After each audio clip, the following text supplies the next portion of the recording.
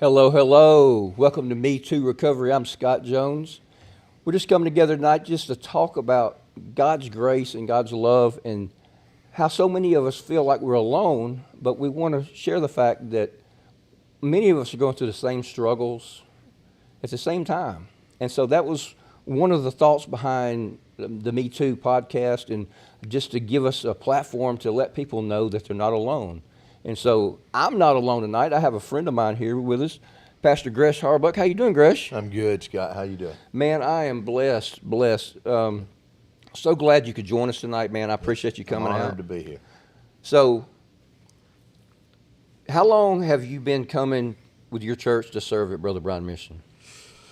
Oh wow, that goes back when I was at Clear Branch. I would go to Brother Brian's before Brian was actually the leader. Oh, of it. wow. So that's probably 16 years ago. Yes. Because I've been there 14 and a half. Brian's been there about 15 and a half. So Yes. if you predate Brian, it's been a while.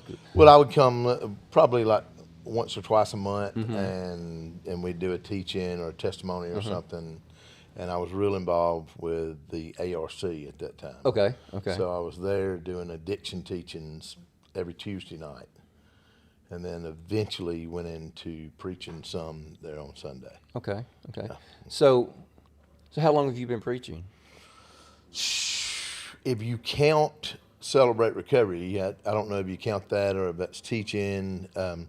So Well, you've been leading people the whole time. So. Yeah. So probably about 20 years. 20 years. About Wow. 20 years. Okay. And started teaching at CR about 20 years ago, and then I've been preaching for about 13.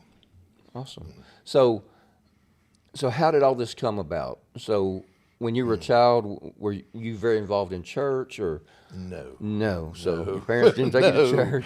No church whatsoever. It was, my mom and dad got a divorce when I was young, and my dad's side was all about football. He's a football coach. And so there was drinking all the time over at his house, and they were split up, and I really gravitated toward that. My mom was a beautician in Springville, had her own shop, and so she was gone all the time. Well, you got your hair like you like it, so you got a little mama in you. That's right. I had all the latest. I had the bars cut. I had they tested on me. Oh, yeah. So, but it was, no, I was not in church at all growing up. I did get, I don't know if you call it saved at 12 at a church camp in the summer, but then went back to living the same way I'd always lived. Right. So we would go to church probably once every 2 years. Okay. I mean, it was, we didn't go to church. So I know it's Scott and you. So do you have any other brothers and sisters?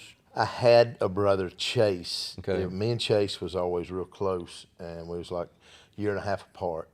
I'm the youngest. Okay. He was like a year and a half older than me, and we looked alike, and we was always together and hanging out, and we was in addiction together. We was in all that, and but he passed away, about 6 years ago. Sorry to hear that. Yeah.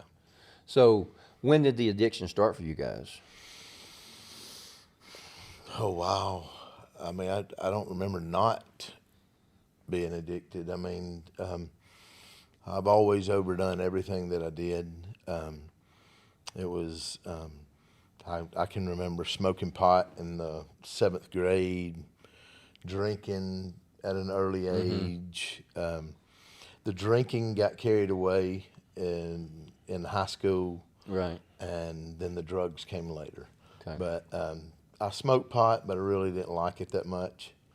But it was after high school when I really got into drugs. Right. Yeah, that was kind of me. I got started drinking.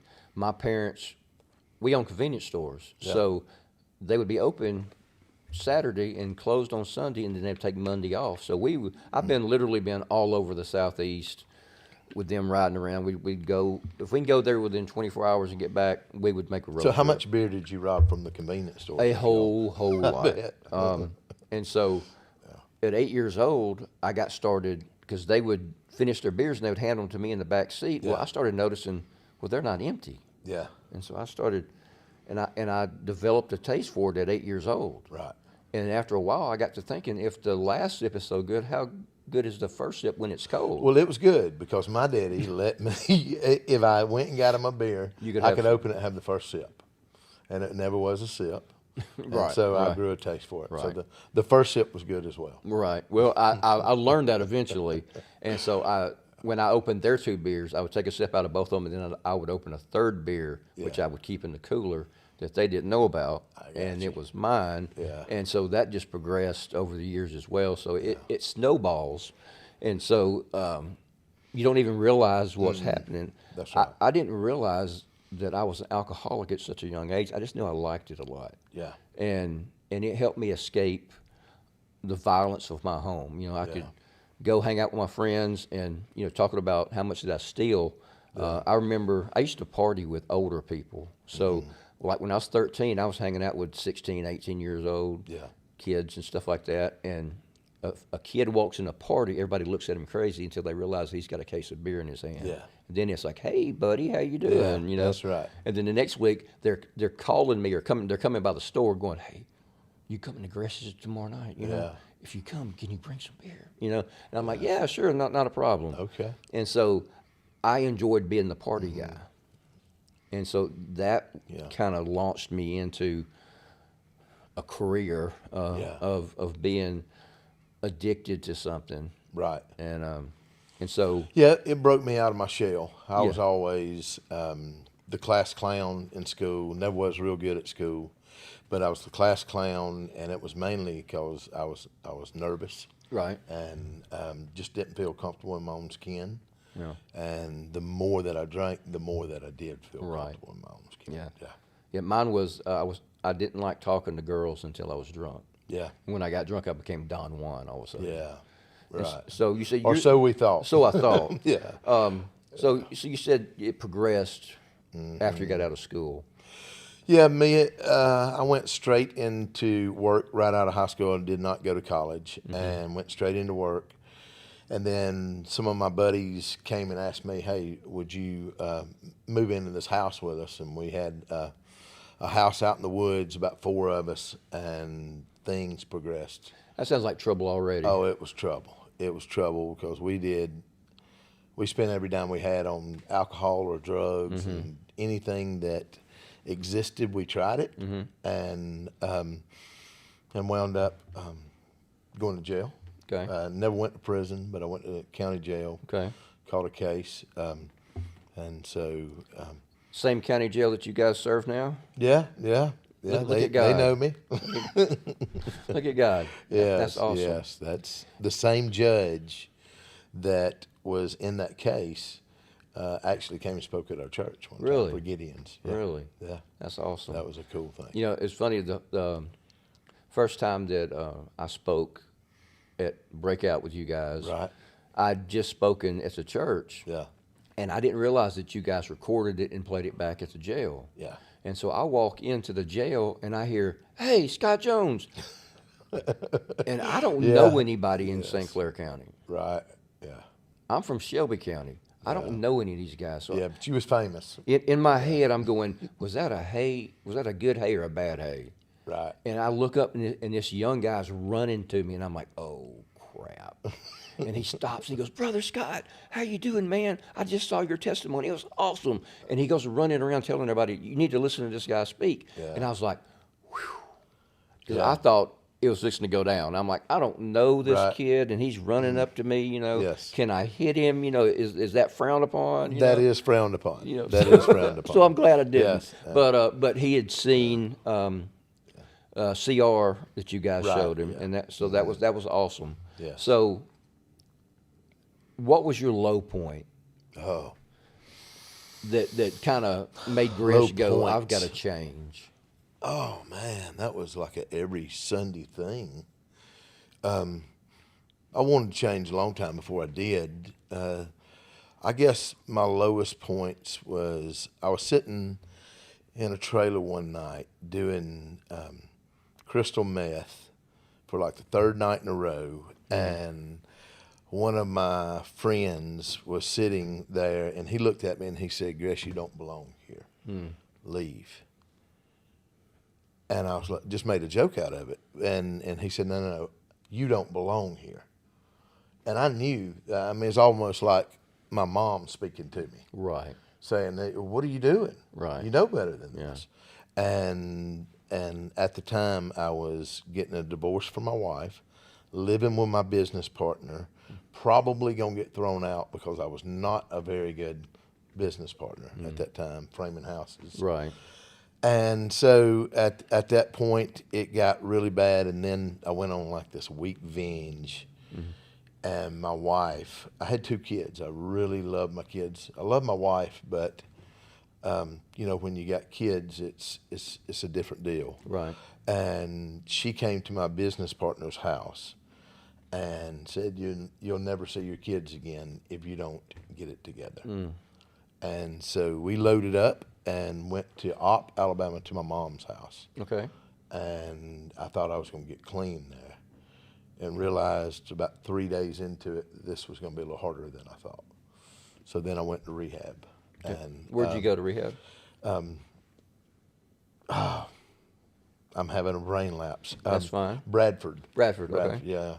Went to Most people, Bradford didn't do it for them. And so, but Bradford, for me, my wife had insurance, so I was able to go to Bradford.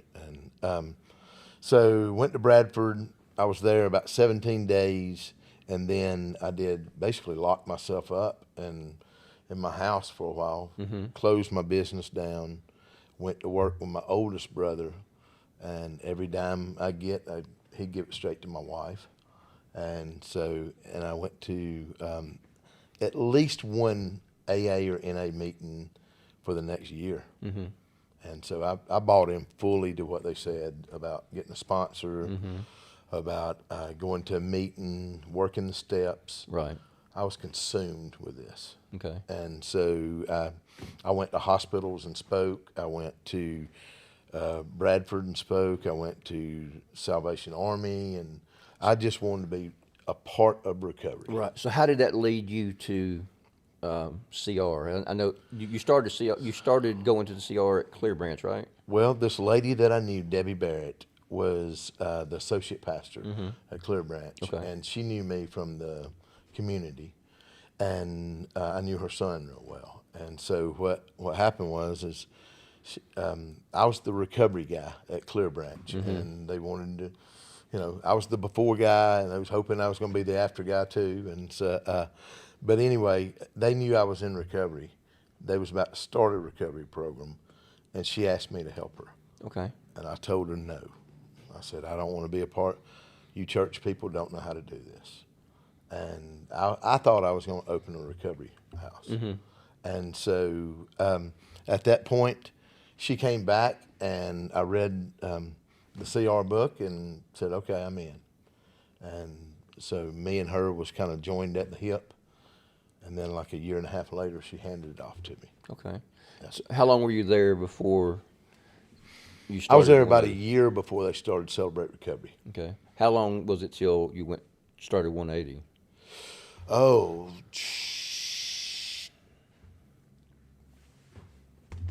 probably about 8 years. 8 years. Yeah, Okay. something like that. Yeah. Okay.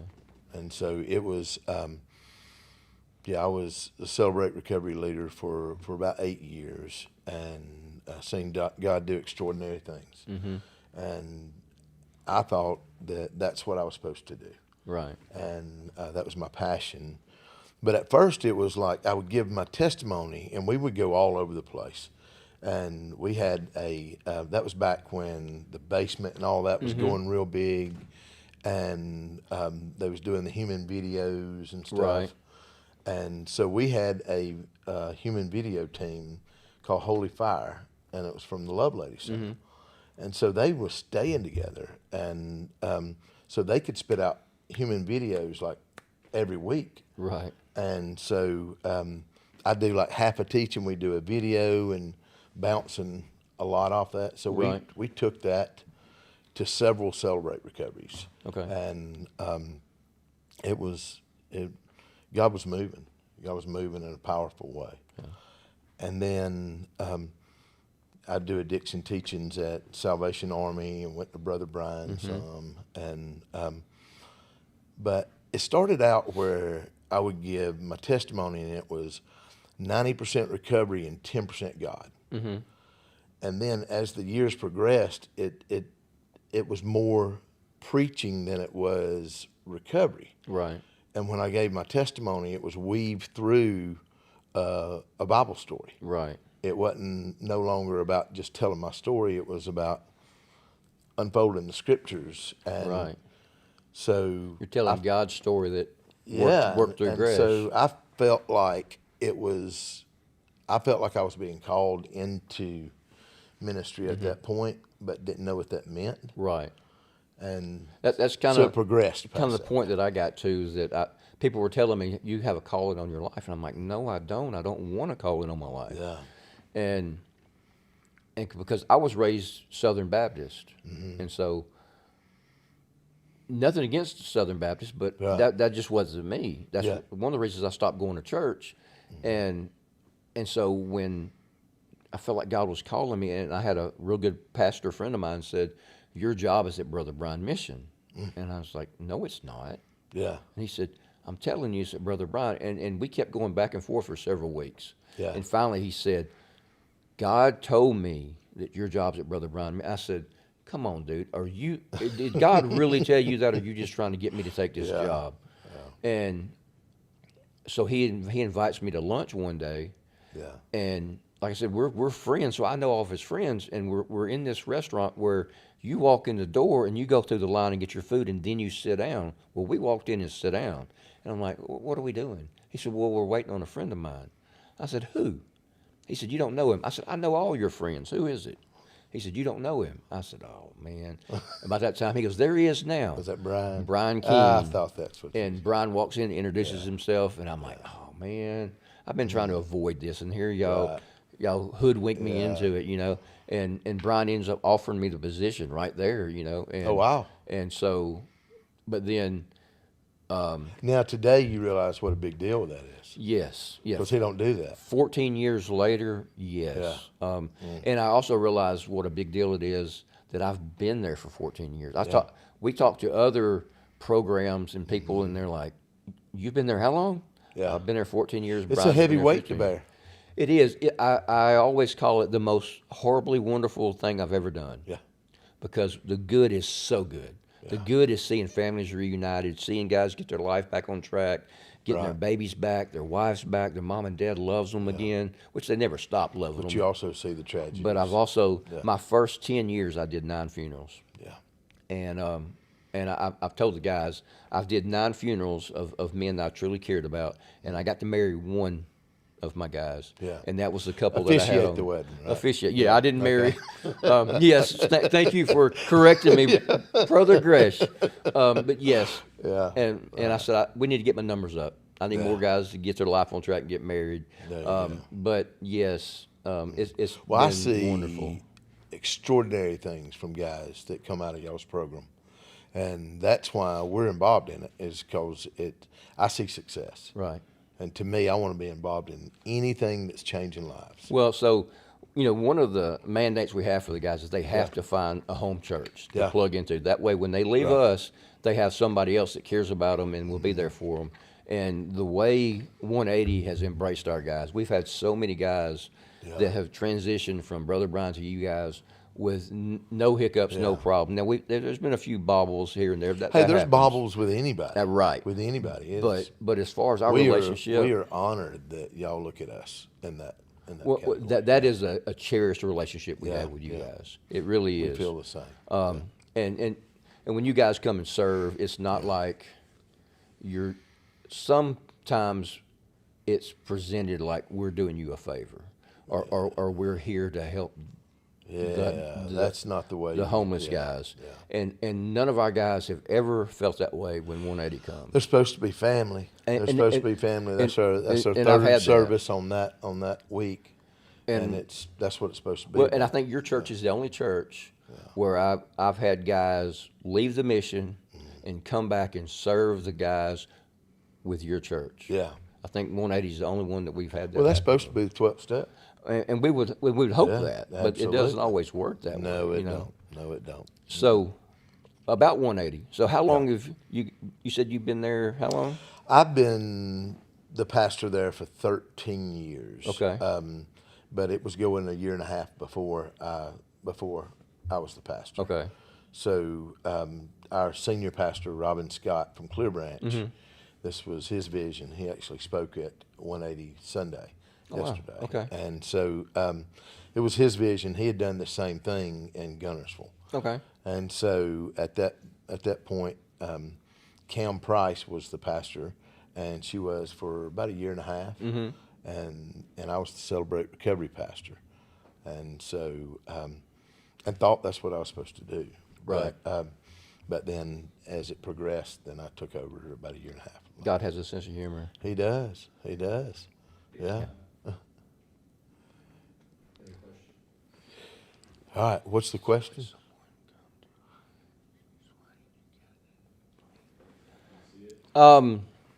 So you're asking about someone that is trying to get clean.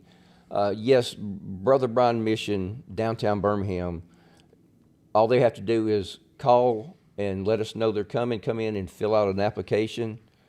They can ask for me, or they can ask for Lee Harden. He's our intake person. And so they'll have to do a two-part interview, and then we can get them started to see if we're a good fit for them and they're a good fit for us. It's a great place. But, I'm kind of partial. I think there's not, there's a lot of great places in Birmingham. Well, that's where I send them is to you guys. But I don't think anybody loves the guys like we do. That's right. You mentioned earlier that about family, and we very much see our guys as family. Yeah. And that's one of the things we tell them. That Something that sold me on Brian was I went down there, it was several years ago, and we were sitting in his office, and we was talking about coming on a Sunday and doing something, and somebody came in from off the street and knocked on the door, and I guess you'd say his secretary or whoever said, "Hey, somebody's here and want something to eat." And he said, "Doing better than that. Let's get him a shower. Let's get him some clothes. Let's get him something to eat, and make sure that he's had a good night's sleep." Right. And I thought, how cool is that? Well, and that's one of the things that I really fell in love with, that Brian really was very strong in. Treat the men with dignity. Respect. Yeah. Because a lot of the things they've done to themselves, they've stripped themselves of their dignity, Yeah. and we're not going to further that. Yeah. And if it were not for the grace of God, there go I. Absolutely. Right? Absolutely. Yeah. Like I was talking about my good friend, the pastor, earlier. I was one friend away from being homeless. Yeah. Jim always says men don't become homeless because they run out of money. They become homeless because they run out of relationship. Yeah. And so that was one bridge that I didn't burn. And so he rented out his basement to me, and I got to stay in the basement. Yeah. Or else I didn't have anywhere else to go. Just no one else could take me, and nobody else wanted to deal with me because they've been dealing with me for so long. Yeah. Family's like, good luck over there. It's so cool in recovery after about 6 months later, people actually want to see you drive up. Yeah. Yes. That's a cool feeling. Yeah. Sean and Danny, thank you guys for tuning in, man. Yes. I believe Sean comes to 180. Yes, he does. That's my fella right there. He's all over the place. He's worshiping God anywhere and everywhere. Yes, sir. God's going to do something through him. Well, that's really Because he's one of those the cool that's thing. all in. And I can say, from my experience, because at one time when I first got back into church, I was attending a lot of different churches, trying to find my place. And when I talked with Daniel was doing the same thing. He was going to 180, and he was going to cultivate. Hey, Jesus is big. He's everywhere. Absolutely. He's not just in one church. Absolutely. Yeah. The word says that they're all ours. Absolutely. Right? Yeah. I think you do need to have a home church. Yeah. So people can hold you accountable. Exactly. But I go to different churches. Yeah. I love worshiping God in all different types of environments. Right. Yeah. Right. Yeah, it's cool to see the different ways people worship. Most of the time. Most of the time, yeah. I tell the guys, when you know who you are in Christ, Yeah. you can be in any setting. Yeah. I can go in a church where it's okay to raise your hands and raise my hands, and I'm okay. Yeah. I can go to church where nobody's raising their hands, and either not raise my hands or be the only one raising my hand and be I okay. don't look for none of that. What I look for is me and my wife when we go somewhere. Did you feel the presence of God? Right. Did you? And I have felt the presence of God in settings where the music's loud and the lights are low. Mm-hmm. I've felt the presence of God in a traditional setting before. And, Right. Yeah, as long as the presence of God is there, that's all I Right. care about. Well, and our guys always comment they do feel it at 180. Yeah. And as an official of Brother Brian, thank you so much for loving our guys. We really appreciate it. We love you guys. What's a good phone number for the ministry? So you can call 205-322-0092, and that is the front desk at Brother Brian, and they can patch you through to either myself or Lee. And then you can, and then they can get you where you need to go. Danny Gossett said, we run into the problem of the ones who want help but can't get the help from lack of places and information. Right. So anytime, Danny, if you want to, you can always reach out to me. My email address here is metoorecovery@outlook.com. Shoot me an email with the information, and we'll get you hooked up and try to help your friend. And we want to see people come to know the Lord, and so we're going to do everything we can to help. Praise God. So, Gresh, I told you time would just fly by, man. It did, man. Thank you so much for coming. Man, it was an honor to. Let me pray real quick. Father God, we thank you so much for 180 Church and all the churches that love our men. We thank you for the men that are fighting so hard to know you in a better way. And we pray that your presence is felt not only on this podcast, but in these churches and in these men. And we thank you so much for everything you do. Guys, we love you. Good night. Amen. And thank you for watching. We'll see you next week.